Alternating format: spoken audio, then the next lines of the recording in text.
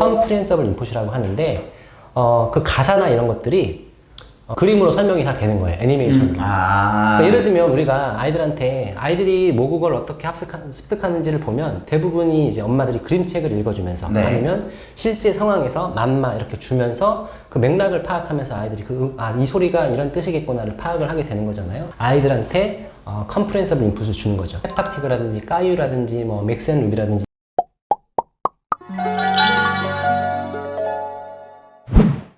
안녕하세요. 대치도 캐슬입니다. 오늘 제 옆에는요, 제 이전식 때도 와주셨고, 네. 이제 아빠포 영어를 하고 계시는 현서 아빠님을 모셨습니다. 소개 간단히 부탁드릴게요. 네, 안녕하세요. 저는 현선의 유튜브 영어학습법이라는 책을 내고 현재는 현서아빠 영어라는 인스타그램과 유튜브 채널을 운영하고 있는 현서아빠 배성기라고 합니다. 네, 안녕하세요. 반갑습니다. 간단히 소개를 드리면 이 맨체스터 대학교의 교육공학 석사를 졸업하셨고요. 교육 관련 회사에서 근무를 많이 하셨죠? 네, 저는 이제 웅진 컴퍼스라는 영어 교재를 출판하는 회사에서 13년 정도 일을 했는데 거기서 주로 제가 했던 일은 컨텐츠 기획, 뭐 서비스 기획, 뭐 나중에는 사업 팀장까지 하다가 지금은 이제 나와서 1인 기업 프리랜서로 활동을 하고 있습니다. 본인의 자녀의 영어를 본인이 직접 하고 계신데 어떻게 하는지가 궁금한데요. 구체적으로 네. 아빠표 영어는 잘 들어본 적이 없는데 엄마표 영어랑 비슷하겠죠? 아니요, 사실은 뭐 엄마표 영어이고요, 아빠표 영어라고 하지만 아빠가 한 건 아니기 때문에 그죠. 제가 직접 티칭을 하거나 이랬던 건 아니고 아무래도 제가 영어 교육 업계에 오래 있었고 제가 또 영어를 좋아해서 또 잘 하다 보니까 네. 현서 영어 교육의 방향은 제가 정한 거고 실제로 현서한테 그걸 실행을 한 건 엄마가 했던 거죠. 그리고 저는 이제 그 방법이라고 하는 게 기존에 우리가 했던 영어 학습법이라고 하면 대부분 다 처음에 파닉스를 생각하시고 네. 읽기로 이렇게 나가실 텐데 저희는 그게 아니라 저는 듣기가 훨씬 더 중요하다고 생각해서 영어 영상, 그러니까 유튜브라든지 넷플릭스를 활용해서 아이한테 4살 때부터 듣기 노출을 시켜줬던 거죠. 그래서 유튜브 영어 학습법이라고 했는데 본질은 영상이 아니라 미디어가 아니라 이제 듣기다 이렇게 보시면 되겠습니다. 저번에 바다별 에듀님하고 인터뷰할 때도 그 말씀 네. 하셨는데 네. 이게 모국어 학습법이라고 해서 모국어 배울 때 네, 말 하기도 전에 듣기 먼저 하니까 듣는 걸 먼저 튀겨야 된다고 말씀하셨는데 맞아요, 맞습니다. 그거랑 비슷한 건가요? 그거 똑같은 거죠. 왜냐면 우리 아이들이 이제 모국어를 어떻게 습득했는지를 생각해 보시면 우리 엄마들이 뭐 자격증을 한국어 티칭 자격증이 그쵸. 있거나 이렇게 아이들한테 공부를 시킨 게 아니잖아요. 그냥 아이와 평소에 상호작용 많이 하고 책 읽어주고 아이한테 아이가 알아들을 수 있는 어떤 그 맥락상에서 뭐 맘마 이렇게 하면 아이들이 그걸 언어로 습득을 하게 되는 건데 그게 우리 아이들이 이제 그런 환경에 노출됐기 때문에 모국어가 자연스럽게 습득된 것처럼 외국어도 그때 이제 노출만 충분히 해주면 습득이 된다는 겁니다. 미국에 있는 아이들이 우리나라 아이들보다 똑똑해서 영어를 잘하는 게 절대 아니라는 거죠. 그렇죠. 근데 태어났는데 모든 사람들이 다 영어를 쓰고 내가 배우기도 전에 이거를 내가 해야 되는구나라는 환경이 익숙했는데 그러면 그 현서 아빠님의 의견으로는 요즘 시대에는 미국에서 안 태어나도 미국 가정과 완전 똑같진 않지만 유사한 환경을 제공할 수 있다라고 생각을 하시는 거죠. 네. 그래서 예전에도 엄마표 영어라고 하면 주로 책이 위주였어요. 그렇죠. 책 왜냐면 위주죠. 그때는 교재나 이런 게 이제 책밖에 없었고 뭐 DVD를 활용해서 틀어주는 경우도 있었지만 그 셀렉션, 그러니까 선택권이 많지 않았죠. 근데 그렇죠. 지금은 우리 다들 아시겠지만 유튜브라든지 넷플릭스라든지 그런 이제 OTT도 굉장히 많고 집안에다가 아이들한테 영어 노출 환경을 만들어줄 수 있는 시대가 됐고 저는 그거를 조금 더 적극적으로 이제 활용을 했던 것 뿐입니다. 왜냐하면 저는 이제 교육공학이라는 걸 전공을 했는데 석사를 이제 네. 그 교육공학이라는 게 뭐냐면 ICT라고 하는 기술이죠. 이걸 활용해서 어떻게 조금 더 효과적이고 효율적으로 교육을 할 수 있느냐에 대해서 연구하는 학문인데 제가 그런 걸 하다 보니까 미래 교육, 미래 인재에 대해서 굉장히 관심이 많게 됐고 결국에 이제 미래 인재 역량 중에서 가장 중요하다고 하는 것 중에 하나가 바로 이제 디지털 리터러시라고 하는 거잖아요. 그래서 이거를 활용할 수 있는 능력을 어렸을 때 좀 길러주고 무조건 이게 나쁘다고 막을 게 아니라 물론 분명히 미디어가 그 강도가 셉니다. 그쵸. 자극적이어서 이걸 많이 노출을 시키면 아이들이 공부나 뭐 독서나 이런 것들은 좀 이제 상대적으로 지루하게 느낄 수 있지만 그래도 이걸 활용할 수 있는 능력이 굉장히 중요하다. 그리고 그걸 스스로 컨트롤할 수 있게 이제 교육을 시켜주는 게 사실은 더 중요한 거죠. 그러면 저는 이제 궁금한 게 그 과정에서 저는 현서 아빠님 말씀을 굉장히 동의하는 게 저희 둘이 그래도 이렇게 자리를 잡아가는 게 저희가 영어를 제일 잘 가르쳐서 혹은 수학을 잘 가르쳐서보다는 디지털 리터러시가 높아서였기 그쵸. 때문이라고 생각을 하고 맞습니다. 그런 면에서는 미래 사회를 살아가는 데 있어서 가장 필요한 역량 중에 하나인 건 맞는 것 같아요. 그쵸. 특히나 뭐 잘 아시겠지만 지금 기술이 발전하는 속도가 점점 빨라지고 있고요. 뭐 우리 아이들이 자라나는 이제 앞으로 20, 30년 후는 이렇게 불안정한 게 디폴트가 될 겁니다. 그러다 보니까 이렇게 어떤 문제 해결하는 능력, 회복 탄력성이라고 하는 이런 뭔가 혼란스러운 상황에서 나는 뭐 이제 찾을 수 있어. 나는 얼마든지 이런 문제들을 찾아서 해결할 수 있는 나는 학습 능력을 가지고 있어. 이런 자존감도 굉장히 중요하고 이런 문제 해결 능력도 중요하고 학습 능력도 중요하고 이런 게 이제 중요하다고 하는 거죠. 그러다 보니까 미래 인재 역량 하면 제일 많이 얘기하는 것 중에 포시 얘기를 하고 있고 또 최근에는 이제 사회성에 대한 얘기도 많이 하고 있고요. 그래서 저는 이제 이런 어떤 제 나름대로의 앞으로 사회가 어떻게 바뀔 거다, 일자리가 어떻게 바뀔 거다, 교육이 어떻게 바뀔 거다 하는 것들을 이제 오래전부터 관심을 가지고 두다 보니까 뭐 유튜브를 활용하거나 아니면 뭔가 아이한테 스마트폰이나 태블릿이나 PC를 활용하는 것들을 아주 자연스럽게 이제 알려줬던 것 같아요. 그러면 전 궁금한 게 그럼 이제 하루 종일 영어를 듣게 할 수는 없잖아요. 네네. 그러니까 뭐 다른 과목도 있기도 하거니와 뭐 일상생활을 해야 되니까. 그러면 그 어렸을 때부터 어떤 원칙으로 최소한 이 정도는 해야 효과가 있습니다라고 하는 그 선들이 있을까요? 이게 뭐 과학적인 건 아닙니다. 그냥 제가 그동안 했던, 현서랑 했던 방법, 그리고 제 나름대로 엄마표 영어 전문가들 여러분들이 이제 얘기를 한 걸 보면 하루에 1시간 이상은 노출하는 게 이제 효과가 있다고 보는 거고요. 그리고 현실적으로 봤을 때 몇 살 때부터요? 저희 같은 경우 4살 때부터, 4살 때부터. 4살 때부터 했고 우선 시간을 말씀드리면 1시간에서 2시간 정도가 적당하다고 봅니다. 왜냐하면 사실은 이제 모국어 습득을 하듯이 영어 노출을 통해서 한다고 하면 많으면 많을수록 좋죠. 그쵸. 근데 우리는 이제 미디어를 활용할 수밖에 없고 미디어라고 하는 거는 아시겠지만 결국 지나치게 많이 노출이 되면 이게 중독 현상도 있고 다른 거에 대해서 재미가 없다 보니까 하루에 1시간에서 2시간 정도 엄마 아빠가 컨트롤해서 그리고 보실 때는 항상 엄마가 같이 보시는 거를 저는 추천드리고요. 네. 상호작용을 또 해야 되기 때문에 네. 그래서 그런 게 가장 시간 하루에 1시간에서 2시간 정도가 현실적으로는 가장 주 5일 근무 기준으로요? 주 5일도 그렇고 저희는 또 이제 사실은 주말에는 디즈니 영화를 막 한두 편씩 봤거든요. 네. 주말에는 어떻게 보면 더 많이 했었던 거죠. 그 대신 컨텐츠에 상관없이 기본적으로 1시간에서 2시간 정도는 넘지 않게 더 넘지. 왜냐면 이게 그렇죠. 디지털 중독 뭐 이렇게 이런 게 있을 수 있으니까. 네.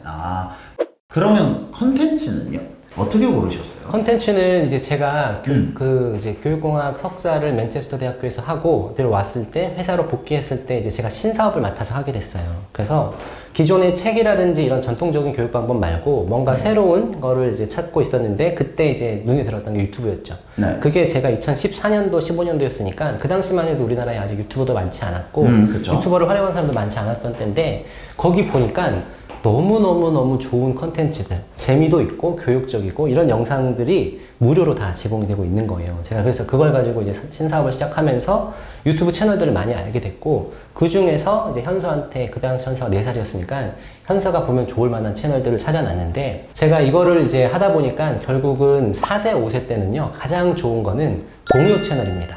동요 채널이요? 동요 채널. 네. 동요 채널들이 왜 좋으냐면 우선은 동요 채널들은 대부분 보면 이 채널들을 만든 것 자체가 영상을 만든 것 자체가 아이들한테 영어를 이제 습득시키겠다. 영어 학습이 목적이에요. 그러다 보니까 커리큘럼이라고 할 수 있는 그런 단어들, 목표 단어들, 목표 표현들이 그게 굉장히 약간 더 교과서스럽군요. 네, 그러니까 정리가 잘 돼 있죠. 그러니까 그쵸. 딱 요 나이 때 가장 필요한 단어들, 표현들 이런 거를 잘 정리를 해놨고 또 이거를 아이들한테 학습시키기 위해서 아이들이 익숙한 아니면 이제 중독성이 강한 노래로 이렇게 해주는 거예요. 이것보다 더 중요한 건 뭐냐면 컴프리헨서블 인풋이라고 하는데 그 가사나 이런 것들이 그림으로 설명이 다 되는 거예요. 애니메이션으로. 그러니까 예를 들면 우리가 아이들한테 아이들이 모국어를 어떻게 습득하는지를 보면 대부분이 이제 엄마들이 그림책을 읽어주면서 아니면 실제 상황에서 맘마 이렇게 주면서 그 맥락을 파악하면서 아이들이 이 소리가 이런 뜻이겠구나를 파악을 하게 되는 거잖아요. 이런 것처럼 아까 말씀드렸던 동요라는 이런 채널은 아이들한테 컴프리헨서블 인풋을 주는 거죠. 그래서 그 가사가 나오면 애니메이션으로 그거를 다 설명을 해줍니다. 그러다 보니까 굉장히 효과가 좋은 거죠. 그리고 그런 데들 보면 대부분 다 반복을 많이 시켜요. 그러니까 같은 가사를 아니면 같은 표현을 노래 한 번 나오는데 막 5번, 10번 이렇게 반복을 시키니까 아이들이 저건 저렇게 하는 거구나 하는 걸 아주 자연스럽게 습득을 하는 거죠. 그래서 나이가 어렸을 때는 동요 채널을 추천하고 그러면 조금 더 커서 이제 뭐 6살, 7살 뭐 이제 어느 정도 학교가 들어갈 나이쯤에는 그때 되면 이제 컨텐츠가 좀 다양해지는데 그쵸. 엄마들이 제일 많이 아시는 게 이제 뭐 페파피그라든지 까유라든지 뭐 맥스앤루비라든지 이런 이제 TV 시리즈가 있어요. 근데 얘네들은 생각해 보시면 이제 영어 교육용으로 목표를 만든 게 아니라 그 나이 때 원어민 아이들한테 이 재미있게 보면서 좀 교육적인 이런 컨텐츠들이거든요. 그러다 보니까 아까 말씀드렸던 컴프리hensible 인풋하고는 다르게 대사가 많이 나오는데 그림으로 다 설명이 되진 않아요. 그렇죠.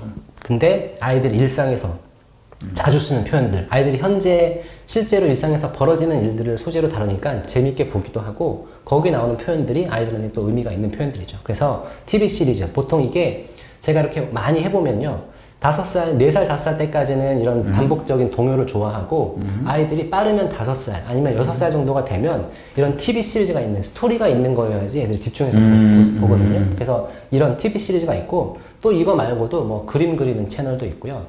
그리고 뭐 우리나라로 치면 에그 박사라든지 아니면 뭐 호기심 딱지라든지 이런 아이들 호기심 풀어주는 채널들이 있어요. 이런 것도 반은 이제 영어로 나오지만, 그러니까 아이들이 이해할 때 반은 영어를 들으면서 이해하고 반은 그림으로 설명이 다 되거든요. 그러니까 이런 채널들이 사실은 굉장히 언어를 학습하기에 좋은 채널들이죠. 그러니까 교육적이면서 재미있으면서 아이들이 이제 의미 있는 인풋을 할 수 있는 이런 채널들이 굉장히 많습니다. 그러면 이거를 언제까지 하신 거예요? 지금도 하고 있는 거예요? 현서는 이제 영상 노출을 꾸준히 매일 1시간에서 2시간 정도 루틴으로 했던 거는 한 6년 정도 했고요. 4살 때부터 9살 때. 전에요? 그렇죠? 네, 초저까지는 이제 영상 노출을 꾸준히 해줬고, 그 이후로는 뭐 아시겠지만, 우리 아이들이 엄마들이 잘 아시겠지만, 이것저것 할 게 많아요. 그죠. 그러다 보니까 바빠요. 사실은 1시간 정도밖에 할 수 없었고, 그 이후에는 현서가 화상 영어라든지, 지금은 현서가 4학년 때부터는 지금 공부방을 다니고 있거든요. 영어 공부방, 원어민 선생님의 공부방. 그러니까 거기에 다니고 나서는 영어 영상 노출 하는 거를 이제 루틴으로 잡진 않고 있어요. 아, 이게 영어 노출을 하는 게 영어에 대한 거부감을 줄이고 처음에 브릿지 단계로서 이렇게 잘 스며들도록 하는 역할이고 그 다음부터는 그 나라 초등학생들이 배워야 되는 그 자연스러운 학습 과정으로 넘어가셨다는 거죠? 그쵸. 아, 근데 대부분의 경우 그 과목에 대한 흥미는 앞쪽에서 결정이 나기 때문에 이쪽에서의 노출이 중요하다. 네, 어렸을 때는 우선 엄마들이 해보면 이제 제일 많이 걱정하시는 게, 아니 도대체 그 영어를 애들이 듣는다고 그게 습득이 되냐고 이렇게 생각을 하시는데, 당연히 처음부터 안 되죠. 그쵸, 네, 안 처음부터 되죠. 안 되고, 우선은 아이들이 이런 영어 영상을 이제 재밌는 동요, 자기가 아는 동요, 아니면 뭐 자기가 좋아하는 캐릭터들이 나오는 걸 보면 집중해서 보거든요. 그러면 처음에는 당연히 영어라는 언어 자체에 익숙해지겠죠. 소리 자체에. 그리고 거기에 나오는 뭐 이제 이런 리듬이나 이런 것 자체에 이제 익숙해질 거고, 그러다가 뭐 감탄사 아니면 짧게 나오는 그쵸. 대화, 인사문 이런 거 하나하나씩 아이들이 이제 습득을 하게 되는 거거든요. 근데 그렇게 자꾸 보다 보면 이게 현서도 3년 동안은 아웃풋이 없었어요. 3년.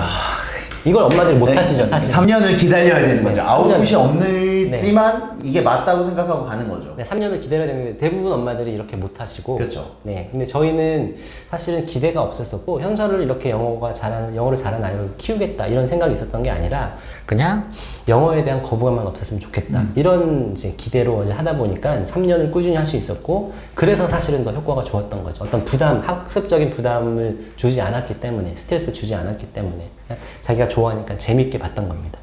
아, 저는 이게 되게 중요한 것 같은 게 저도 대학교 이후에 영어 공부 많이 했거든요. 근데 영어를 좋아하지 않으니까 시간이 안 나면 안 하는 거예요. 그러니까 그쵸. 꼭 필요한 거 말고는 안 하니까 그 뒤부터 영어 실력이 늘지는 않더라고요. 그쵸. 근데 이렇게 앞부분이 조금 비효율적일 수도 있겠지만 그 라포 형성을 영어와의 굉장히 라포 중요하죠. 형성을 하는데 시간을 할애야 한다면 그 뒤에 학습으로 넘어갈 때 훨씬 나을 수 있겠네요. 그렇죠. 네. 네. 그렇게 되고, 저희 현서는 뭐 아직도 그러게요. 그러니까 학습이라고 영어를 학습으로 느끼기 시작했던 거는 뭐 이제 최근인 것 그쵸. 같고요. 네, 그럴 것 최근인 같아요. 같고, 네. 그 전에는 그 친구에게 학습은 아니었던 것 같아요. 학습은 아니었죠. 그냥 일상이었던 거죠. 일상. 현서한테 완전 일상이었고, 저희는 또 이제 엄마들이 책 읽기에 굉장히 많이 집착을 하세요. 네. 영어도. 영어책. 네, 영어책. 이제 뭐 리더스라든지 명작동화라든지 이런 책을 읽어주겠다고 굉장히 많이 집착하시는데, 저는 책 읽기가 절대 나쁘다, 이거 필요 없다 이런 게 아니라 책 읽기가 사실은 가장 좋은 방법이죠. 모든 학습에 있어서. 알고 있지만 하지만 네, 그죠. 아이가 싫은데 억지로 시키는 맞아요. 거는 영어에 대한 거부감만 생길 수 있고, 그리고 아직 그 언어에 대해서 익숙하지 않은 상태로 문자를 먼저 배우는 게 저는 최선은 아닌 것 같다는 거죠. 그래서 현서가 정말 재밌어 했던 그런 슈퍼 심플송이라든지 뭐 코코멜론이라든지 이런 영상들, 그리고 뭐 현서 같은 경우는 뭐 마이 리틀 포니나 디즈니 영화들을 굉장히 재밌게 봤거든요. 이런 거 수십 번 반복해서 보다 보니까 언어 자체가 그냥 습득이 됐고, 나중에 영어 책을 읽을 때도 이제 거부감이 덜했고, 영어로 된 지문을 읽거나 이런 거 할 때도 확실히 거부감이 덜했고, 또 자신이 있는 거죠. 그냥 재밌으니까. 다음 영상에서는요, 현서 아빠님이 영어만큼이나 강조하고 계시는 방법에 대한 이야기를 해보도록 하겠습니다. 그럼 다음 편에서 뵐게요. 감사합니다.